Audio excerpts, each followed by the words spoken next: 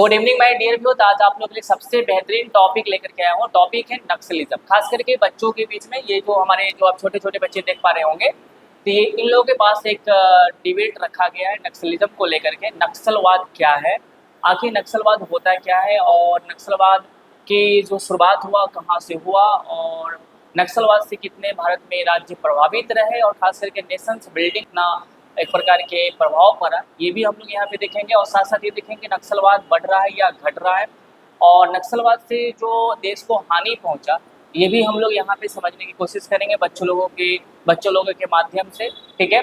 और नक्सलवाद को समाप्त करने के लिए क्या क्या कदम उठाया गया, और लोग नक्सलवाद की ओर आखिर लोग बढ़ते क्यों हैं, आखिर लोग नक्सलवाद की ओर जाते क्यों हैं, वो बंदूक क्यों उठा लेते हैं, इसके पीछे क्या कारण है, तो हम लोग यहाँ पे हर कुछ समझेंगे।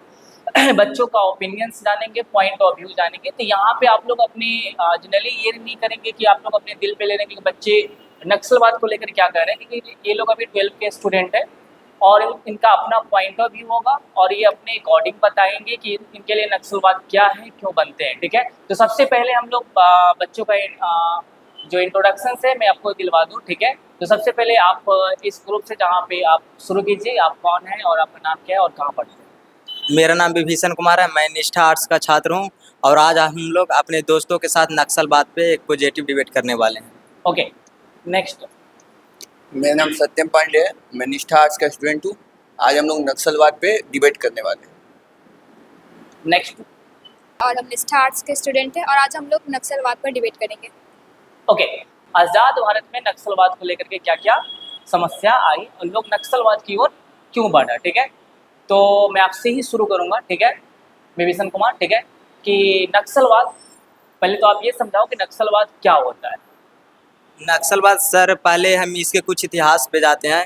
तो ये लोग कार्ल मार्क्स और लेनिन के विचार से ये लोग बहुत प्रभावित होते हैं। जैसे कार्ल मार्क्स का एक विचार था कि हमें सामाजिक और आर्थिक समानता के लिए हमें शांतिपूर्ण क्रांति करना चाहिए, और अगर इससे परिवर्तन ना हो तो हम हथियारों के सहायता से हम क्रांति करें। ये बात इनको बहुत अधिक प्रभावित करता है। और नक्सलवाद जो है, जो भारत में पनपा, वह 1967 में जो पश्चिम बंगाल के जो एक डिस्ट्रिक्ट है दार्जिलिंग, वहाँ पे एक गांव है नक्सलवाड़ी, वहाँ से नक्सलवाद का जन्म हुआ। वहाँ पर जो किसान और मजदूरों था उनका बहुत अधिक शोषण होता था उद्योगपति और जो जमींदार होते थे उनके द्वारा, इसलिए नक्सलवाद को वहाँ से जन्म हुआ। ओके, तो आपका कहना है कि, तो यहाँ पे मैं आपसे एक सवाल ये है कि यहाँ पे जो नक्सलवारी जो बंगाल में आपने बताया, तो वहाँ पे क्या हो रहा था कि आई थिंक कि ये जमींदार या ये जो इंडस्ट्री मतलब उद्योगपति थे, वो शोषण क्यों कर रहे थे और ये लोग बंदूक क्यों उठा रहे देखा जाए तो सर, वो लोग थे जो एक जमीन, एक दलित, देखा जाए तो वो लोग समाज के निचले वर्ग के लोग होते थे जो नक्सली हैं। तो उनको बहुत अधिक शोषण हुआ था। वो अपनी आवाज़ को सरकार तक नहीं पहुंचा पाते थे, या पहुंचा भी पाते थे तो सरकार उनकी नहीं सुनती थी। तो उन लोगों को एक पीछे से भारतीय कम्युनिस्ट पार्टी का सहारा मिला, जिससे उन लोगों ने हथियार उठाया और उसी से क्रांतिकारी करना शुरू किया और नक्सलियाँ बनाना शुरू हुई। तो यहीं से नक्सलवाद का जन्म हुआ। मतलब आपका कहना ये कि इन लोगों को संसाधन जो था, वो रिसोर्सेज था, वो नहीं मिल पा रहा था, ठीक है। तो रिसोर्सेज को प्राप्त करने के लिए उन लोगों ने ऐसा कदम उठाया। तो नक्सलवाद ये एक आंतरिक समस्या है या बाहरी समस्या? नक्सलवाद आंतरिक समस्या है जो आतंकवाद से बहुत अधिक खतरनाक है। इस पे 2006 में मनमोहन सिंह ने बोले हैं कि नक्सलवाद है वह देश के लिए सबसे बड़ी खतरा है। ओके, चलिए, तो आपके इस छोटू का कहना है कि नक्सलवाद का जन्म कहीं ना कहीं कार्ल मार्क्स का भी एक थीसिस है वहाँ पे कि अगर आप रिसोर्सेज आपको नहीं मिल पा रहा है तो आप शांतिपूर्ण तरीके से सोशियो इकोनॉमिक जस्टिस के लिए आप आंदोलन कर सकते हैं। तो यहाँ तो शांतिपूर्ण तो हुआ नहीं, हिंसात्मक हो गया, एक वायलेंस का रूप ले लिया। आपके अनुसार नक्सलवाद क्या है? सर पहला सर, नक्सलवाद एक नॉन पॉलिटिकल ऑर्गेनाइजेशन है। ओके, तो और सर ये माओ के विचारधारा से बहुत ज़्यादा प्रभावित है। माओ के विचारधारा से बहुत, माओ मतलब चाइना के कम्युनिस्ट पार्टी के जो लीडर थे उनकी विचारधारा से आधारित है, प्रेरित है। और सर नक्सलवाद का सर जन्म पश्चिम बंगाल के नक्सलबाड़ी गांव में हुआ था, और इनके पिता चारू मजूमदार को माना जाता है। और सर ये मतलब इनका मेन उद्देश्य होता है सर कि अपने सब ओके, तो चारू मजुमदार थे किस प्रकार के नेता थे? सर, ये सर कम्युनिस्ट पार्टी के नेता थे। ओके, और किसके हक के लिए लड़ते थे? ये सर जो नीचे तबके के लोग हैं उनके हक के लिए लड़ रहे थे। हक इन द सेंस क्या क्या चीज के लिए, ऑब्जेक्टिव क्या था उनका? सबसे बड़ा सर अभी तक सर उनका जो लैंड रिफॉर्म था वो बहुत धीरे हो रहा था, मतलब नहीं हो पाया था, उसके लिए सर वो लड़ रहे थे और उनको सर बेसिक नीड्स भी नहीं मिल पाया था अच्छा, और संसाधन की कमी की वजह से नक्सलवाद मतलब बढ़ रहा है। ओके, चलिए, आपके अनुसार नक्सलवाद क्या है नक्सलवाद और लोग एक नक्सलवाद की ओर क्यों बढ़ रहे हैं? क्यों बढ़े, क्यों और नक्सली बनना वो लोग उस समय पर, मतलब कोई मजबूरी था या कोई शौक था नक्सल बनना? नक्सलवाद जो एक लोगों का ग्रुप है जो अपने हक के लिए लड़ते हैं, जिन उनको अपना रिसोर्सेज नहीं मिल पाता है, जिस चीज़ से वो लोग वंचित होते जा रहे हैं, उसके लिए उन लोगों ने अपना एक ग्रुप बनाया और उसके लिए वो लोग लड़ते हैं। और ये कोई वो शौक से नहीं बनते हैं, वो अपनी बहुत मजबूरी के कारण बनते हैं। जब उनको तो उनको वंचित किया गया, वंचित क्या चीज़ से किया गया था? उनको वंचित उनके रिसोर्स, जैसे उनका जो बेसिक नीड्स है, जो उनका शेल्टर है, लैंड, हेल्थ, एजुकेशन, एम्प्लॉयमेंट, इन सब चीज़ों से वो लोग बहुत वंचित है। और सरकार से मांगने के बावजूद भी सरकार उनको वो चीज़ें नहीं प्रोवाइड कर पा रही है, जिसके कारण वो लोग मजबूर होकर हथियार उठाते हैं। अच्छा, तो लोग मजबूर होकर हथियार उठाते हैं। हाँ। इनका कोई शौक नहीं है हथियार उठाना, ठीक है? तो मतलब उन लोगों को बेसिक नीड्स नहीं मिल पाने के कारण वो लोग इस तरीके से हिंसात्मक रूप से अपना प्रदर्शन करना शुरू करते हैं। तो आपका कहना है, इसका मतलब है कि गवर्नमेंट का जो प्लान है या जो योजना है या संवैधानिक जो पहलू है, क्या उन लोगों के पास आसानी से नहीं पहुंच पा रहा है, जिनके कारण वो लोग ऐसा कर रहे हैं? हाँ, वो मतलब अगर सरकार प्रोवाइड भी कर रही है तो वो बीच में कहीं न कहीं करप्शन के कारण उनके पास नहीं पहुँच पा रहा है, और पहुँच पा रहा है तो वो अगर जहाँ पहुँच पा रहा है वहाँ पर कम हो रहा है नक्सलवाद, पर जहाँ नहीं पहुँच पा रहा है वहाँ पर ये नक्सलवाद जो जारी ही है। ओके, तो नक्सलवाद एक आंतरिक मुद्दा है जो आप लोगों का कहना है, और ये बेसिक समस्याओं से ही उत्पन्न हुआ है। अगर बेसिक समस्याएं मिल जाए तो कहीं ना कहीं नक्सलवाद को खत्म। समाप्त किया जा सकता है। चलिए, तो अब से मैं ये आज़ाद भारत के बाद जब इंडिया आज़ाद हुआ और एक राष्ट्र निर्माण का काम शुरू हुआ और इंटीग्रेट इंडिया या यूनिफिकेशन ऑफ इंडिया जो वर्क था वो चलना शुरू हुआ, मतलब जिसको बोलते हैं भारत का एकीकरण, ठीक है? तो जब भारत का एकीकरण में जो राष्ट्र जो ये बीच में जो नक्सलवाद जैसी चीज़ें आए, ठीक है, तो आप ये बताओ कि भारत के कितने राज्यों में भारत शुरुआत में आज़ाद भारत नक्सलवाद से प्रभावित रहा? और हम लोग जनरली बिहार में हैं, तो बिहार के कौन कौन से ऐसे ज़िले थे और बिहार में भी कितने ज़िले थे जहाँ पे नक्सलवाद से ज़्यादा प्रभावित रहे? तो कौन कौन से राज्य था और बिहार कितना प्रभावित रहा? शुरू में देखा जाए तो नक्सलवाद भारत के 14-15 राज्यों उससे प्रभावित था, लेकिन बाद में यह घटकर 10 राज्य हुए हैं और अभी भी शायद 10 राज्य में ही है। और 2008 में देखा जाए तो 233 जिला था जो नक्सलवाद कितना जिला था? 233 233 हाँ जिला था जो नक्सलवाद से प्रभावित था। पूरे भारत मिलाकर? हाँ, पूरे भारत में 233 जिला।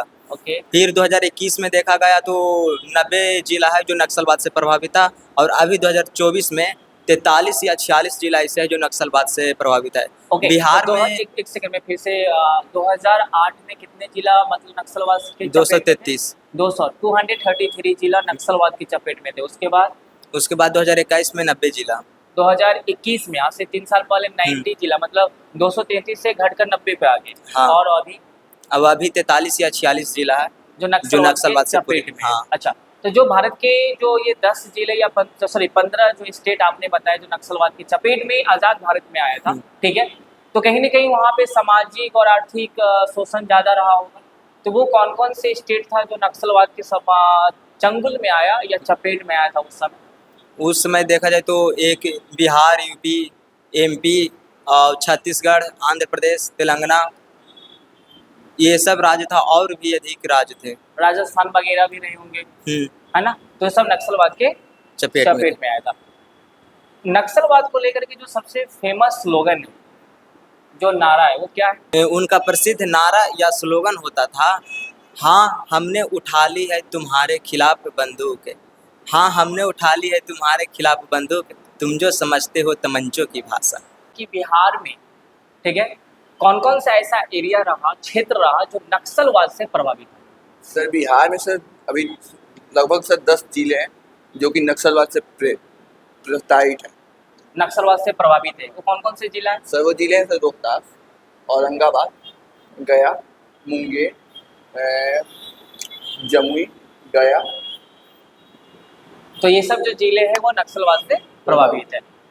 तो अब सवाल आप लोगों से ये है कि जो नक्सलवाद जो बना या भारत की धरती पे आया, ठीक है, तो ये एक अपने रिसोर्सेज को डिमांड को लेकर कहीं ना कहीं उसको रिसोर्सेज नहीं मिल पाया। सवाल यहाँ ये है कि हमारे संविधान निर्माताओं ने, चाहे वो फंडामेंटल राइट्स हो चाहे वो डीपीएसपी हो, उसमें हर बातें रिसोर्सेज को लेकर के और अधिकार को लेकर के दे दिया गया। तो क्या सरकार के या जो उनके संवैधानिक अधिकार है, क्या उन लोगों के पास आज़ाद भारत में क्या उन लोगों के पास वो नहीं पहुंच पाया, जिसके कारण उन्होंने नक्सलवादी जैसे गतिविधियों में शामिल होना शुरू?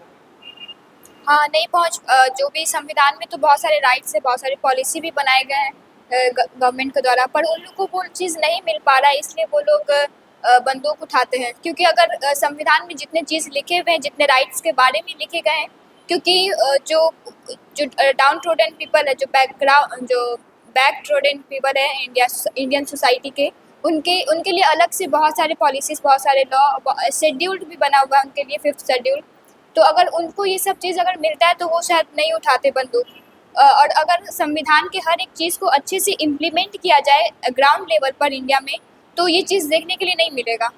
ओके, तो कहीं ना कहीं अभी तक उन लोगों के पास जो संवैधानिक है जो पहलू है ना, या फिर जो सरकार की जो योजना है, अभी भी उन लोगों के पास नहीं पहुंच पा रहे, है ना। तो मेरा सवाल फिर आपसे यही है, क्या हम अगर मेरे पास कोई संसाधन की कमी है या हमारे कम्युनिटी को कमी है या बड़े पैमाने पर संसाधन की समस्या है और सामाजिक जो डिस्क्रिमिनेशन है, सोशल डिस्क्रिमिनेशन, वो समाप्त होने के नाम नहीं ले रहा है, तो क्या हमें एक तरीके से डेमोक्रेटिक तरीके से आंदोलन नहीं करना चाहिए? क्योंकि ये देश गांधी का है और गांधी के देश में आप देखो, गांधी जी एक ग्रेट मॉन्स्टर, उस समय के जो बिग इम्पीरियलिस्ट मतलब जो हुआ करता था, नाम था क्या, ब्रिटिश एम्पायर, उसके खिलाफ वो एक पीसफुली प्रोटेस्ट करते थे, रेसिस्टेंस करते थे। और उनका फेमस था जो प्रोटेस्ट में पैसिव रेसिस्टेंस, सत्याग्रह, आपने नाम सुना होगा।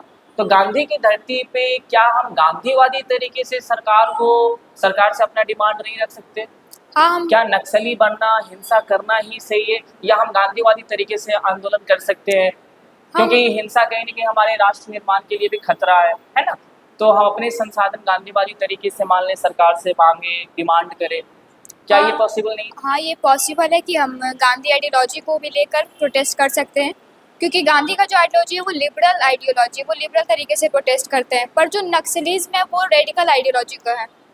तो रेडिकल आइडियोलॉजी का मानना होता है कि उनको इंस्टेंट रिवॉल्यूशन चाहिए होता है, वो कुछ भी काम करेंगे तो वो इंस्टेंट उनको उसका रिजल्ट चाहिए होता है। और एक चीज़ ये भी है, जो वो लोग बंदूक उठाते हैं कि वो लोग सीपीआई की आइडियोलॉजी को भी फॉलो करते हैं।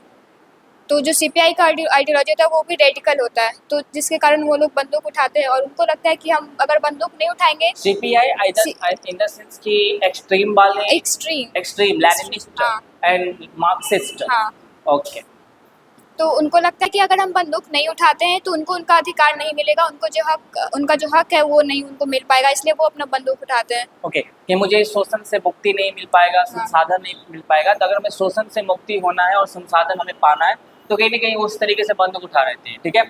क्या लगता है, क्या गांधीवादी देश में क्या हिंसा के माध्यम से ही अपना आवाज़ बुलंद करना चाहिए, या कहीं ना कहीं जब हम ग्रेट मॉन्स्टर से लड़ सकते थे और लंबे लड़े और आज़ादी भी मिला, तो क्या भारत जब हम आज़ाद हो चुके हैं तो अपने सरकार के सामने क्या हम लिबरल तरीके से, डेमोक्रेटिक तरीके से आंदोलन नहीं कर सकते, या यही एक वे है अपना डिमांड पूरा करने का? नहीं, जो नक्सली होते हैं वह बोल्शेविक क्रांति यानी कि लेनिन की जो विचारधारा है उनसे वह बहुत अधिक प्रभावित होते हैं। वह चाहते हैं कि हम कोई भी चीज़ में तत्काल पर बदलाव कर सकें। और जो नक्सली होते हैं उनका जो मानना है, उनका जो वांट है, वह चाहते हैं कि जो साम्राज्यवाद है ना, हम उसके खिलाफ लड़ें, पूंजीवाद के खिलाफ हो, हम इस देश में समाजवाद या पूंजीवाद? नहीं, पूंजीवाद के खिलाफ होते हैं वो लोग, और वो लोग देश में साम्यवाद को स्थापना करना चाहते हैं। ओके, तो पूंजीवाद द सेंस? पूंजीवाद इन द सेंस कि ओपन मार्केट, वो लोग चाहते हैं कि जो पूरा है ना व्यवस्था, वो सबको स्टेट कंट्रोल करे, कोई अदर व्यक्ति या निजी व्यक्ति कंट्रोल ना करे, क्योंकि निजी व्यक्ति की कंट्रोल करेगा तो अधिक शोषण होगा। चलते तो क्या हम, फिर से मेरा सवाल ये है, क्या हम अपने डिमांड क्या हम शांति तरीके से पीसफुली गांधीवादी तरीके से नहीं रख सकते, या नहीं हिंसा ही? नहीं, गांधीवादी भी तरीका से रख सकते हैं, और उनको सरकार बहुत वादे भी करते हैं। कई बार आत्मसमर्पण नक्सली किए हैं, जिसमें से एक डेटा के अनुसार 30% ही नक्सलियों का जो मुख्य धारा में आए हैं, लेकिन 70% नक्सलियों को नहीं मिला है। तो वो लोग आत्मसमर्पण करते हैं, तो नेता जो भी वादे करते हैं वो केवल पेपर पे ही रह जाता है, और उससे अधिक नहीं आगे बढ़ पाता है, और ना ही उन लोगों का सरकारी योजना का लाभ मिल पाता है। करप्शन बहुत अधिक होता है, इसलिए। ओके, तो क्या करना आप, जैसे जैसे हमारे देश अब आगे बढ़ रहा है और 21वीं सदी के 24 साल में हम पहुंच चुके हैं। 21वीं सदी का कौन सा साल? 24 साल का भारत, ठीक है। तो ये जो 21वीं सदी का 21st सेंचुरी का जो 24 साल का भारत, 24 का भारत है, उस भारत में अब हमें नक्सलवाद को समाप्त करना हो, ठीक है, और राष्ट्र निर्माण में अच्छे से फोकस करना हो, क्योंकि दुनिया का जो इकोनॉमी फास्ट ग्रो इकोनॉमी के तौर पे दुनिया आगे बढ़ रहा है, ठीक है, जहाँ पे AI जैसे टेक्नोलॉजी चल रहा है, ठीक है, और आज भी कहीं ना कहीं हम नक्सल जैसे इंटरनल मैटर पे कहीं ना कहीं अभी भी क्या है उसमें हम फंसे हुए हैं। तो अब हमें इस चीज़ को समाप्त करने के लिए क्या करना चाहिए, कॉन्स्टिट्यूशनली क्या करना चाहिए, और सरकार को कौन कौन सा ऐसा एक्शन लेना चाहिए, वो वेलफेयर स्कीम क्या होना चाहिए, क्या करना चाहिए सरकार? सर मेरे हिसाब से नक्सलवाद सर कभी लड़ के उससे मुक्ति नहीं पाते, क्योंकि सर नक्सलवाद मान जब हम किसी को मारेंगे तो उसके परिवार के अंदर वो भावना है कि मतलब बदले की भावना है, तो सर हमेशा बढ़ते रहे। क्योंकि और सर नक्सलवाद का सबसे मेन उद्देश्य होता है सर कि वो लोग क्या बोलते हैं रिसोर्सेज के लिए लड़ते हैं, तो उनको सर रिसोर्सेज देना। तो नक्सलवाद बढ़ेगा ही बढ़ेगा?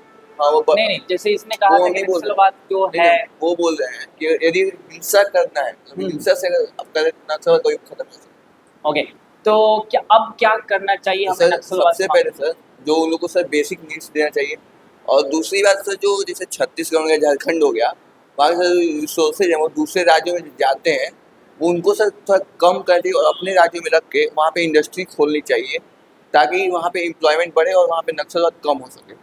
अच्छा, इनको इंगेज किया जाए एम्प्लॉयमेंट में, जिससे ये फालतू चीज से वो दूर हो जाए, है ना, रिसोर्सेज एक्युमुलेशन से एक्सेस ऑफ रिसोर्सेज उसको भी मिल सके। पक्का? आज के टाइम में नक्सलवाद जैसे गतिविधि को समाप्त करने के लिए सरकार को क्या करना चाहिए, कॉन्स्टिट्यूशनल लेवल पे जो कॉन्स्टिट्यूशनल राइट्स है उनके पास कैसे पहुंचना चाहिए, इसके लिए कौन कौन सा कदम उठाना चाहिए, सरकार क्या क्या काम करे? सबसे पहले तो उनका जो बेसिक नीड है उनको प्रोवाइड करना चाहिए एक ग्राउंड लेवल पर, ताकि एक प्लान्ड वे में, ताकि बीच में कोई करप्शन ना हो, और जो जितना भी संसाधन सरकार के द्वारा उनको दिया गया है वो उनको डायरेक्ट मिले। और दूसरा ये हो सकता है कि उनके जो नक्सलवाद उनका मानना होता है कि जंगल, जल और ज़मीन वो उनके लिए सबसे ज़्यादा इम्पोर्टेंट होता है। तो अब और जितने भी जो ज़मीन होते हैं वो सरकार के द्वारा इंडस्ट्रियलिस्ट को दे दिए जाते हैं फैक्ट्री लगाने के लिए। तो एक ये भी काम कर सकते हैं कि हम उनको उनके जंगल में ही छोड़ दें, पर उनको जितना बेसिक नीड है उनको हम प्रोवाइड कर सकते हैं। हम वो ठीक है जंगल में रहें, पर हम उनको एम्प्लॉयमेंट दे सकते हैं, एक अच्छा हेल्थ फैसिलिटी दे सकते हैं, एक एजुकेशन सिस्टम दे सकते हैं, तो जिसके कारण ये कम हो सकता है, क्योंकि उनको भी लगेगा कि हाँ उनका जो बेसिक नीड है वो तो सरकार पूरा कर रहा है, तो फिर उनको ये नक्सल बनने का उनको ज़रूरत नहीं पड़ेगा। ओके, आपको क्या लग रहा है कि आज के जिस तरीके से दुनिया फास्ट ग्रोइंग वर्ल्ड है, टेक्नोलॉजिकल वर्ल्ड चल रहा है, AI का ज़माना है ना, और इसमें आज भी हम नक्सलवाद की चपेट में हैं, ठीक है, तो ये कहीं ना कहीं दिखाता है कि हम सच में सोशली और इकोनॉमिकली बहुत वीक है ना, और आज भी हमारे इंडिया में रिसोर्सेज का इनइक्वालिटी है, ठीक है, ये मानना पड़ेगा, और हम यहाँ पे दुनिया AI की ओर बढ़ रहा है, दुनिया क्या क्या कर रहा है, और हम यहाँ पे अभी भी इसी सोशल इकोनॉमिक इनइक्वालिटी में फंसे हुए हैं, भैया आप बर्बाद हो रहे हैं। तो हमें अब क्या करना चाहिए, गवर्नमेंट को संवैधानिक तरीके से क्या करना चाहिए, जो कॉन्स्टिट्यूशनल राइट्स है वो इनके पास कैसे पहुँचना चाहिए, सरकार को कौन कौन सा कदम उठाना चाहिए? अगर नक्सलियों को देखा जाए तो हम संविधान को अगर ज़मीनी स्तर पे पूरी तरह से उतार देते हैं तो नक्सली जन्म ले ही नहीं सकता, क्योंकि जो 5वीं अनुसूची है उसमें दिया गया है कि जो नक्सल या आदिवासी क्षेत्र है वो अपनी स्थिति और अपने रीति रिवाज के अनुसार अपने कानून बना सकते हैं पंचायती राज के आधार पे, एक पंचायत की आधार पे, और सरकार को चाहिए कि उन लोगों के बेसिक नीड से प्रोवाइड करे, और उनके लिए समाज कल्याण नीति हाँ उनके पास पहुंचा सके, उनको मुख्य धारा में मिला सके। इस सब तरीके से कहीं ना कहीं लोकल गवर्नमेंट को थोड़ा और एक्टिव करे और उनके पास पहुंच सके और एम्प्लॉयमेंट जैसे मामला को क्रिएट तो मैं आप लोग से अपनी लास्ट यही सवाल है मेरा, क्या आप लोग नक्सलवाद जैसे हिंसात्मक रूप को क्या आप लोग मानते हो कि ये होना चाहिए, या डेमोक्रेटिक तरीके से अपना विचार को रखना चाहिए? नहीं, डेमोक्रेटिक तरीका से अपने विचार को रखना चाहिए, क्योंकि जो नक्सलवाद होता है ना कहीं हमें क्षेत्रवाद की भावना से अलगाववाद का भी भावना को उत्पन्न करता क्या है। बात है, मतलब नक्सलवाद क्या करता है?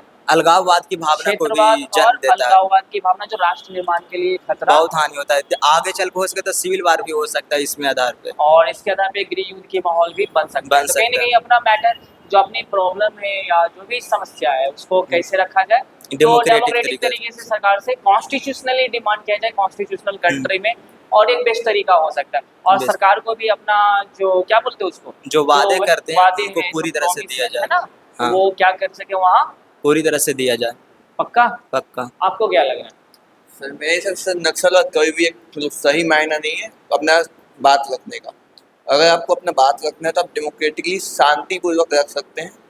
सर नक्सलवाद सर पहले बात की जैसा इसने बोला कि सर अलगाववाद की भावना आएगी, और सर सिविल वॉर जैसी दुविधा भी खड़ी हो सकती है।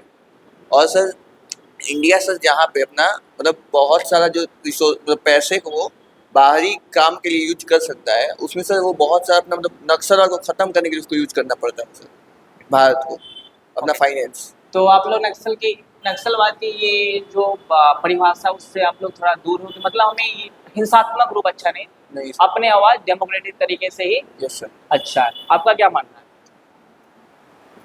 मेरा भी यही मानना है कि जो भी उनको चाहिए वो एक डेमोक्रेटिक अप्रोच रख सके, एक शांति तरीके से प्रोटेस्ट कर सकते हैं वो लोग, क्योंकि प्रोटेस्ट जो है वो हमारा प्रिंसिपल है, वो कॉन्स्टिट्यूशनल प्रिंसिपल हम लोग को दिया गया है, प्रोटेस्ट का अधिकार दिया गया हम लोग को। तो अगर वो शांति तरीके से प्रोटेस्ट करेंगे तो उससे भी उनको अपना अधिकार मिल सकता है, क्योंकि अगर वो लोग अपने अलग अलग एरिया में बढ़ जाएंगे तो उससे एक इंटरनल इशू क्रिएट हो सकता है नेशन में।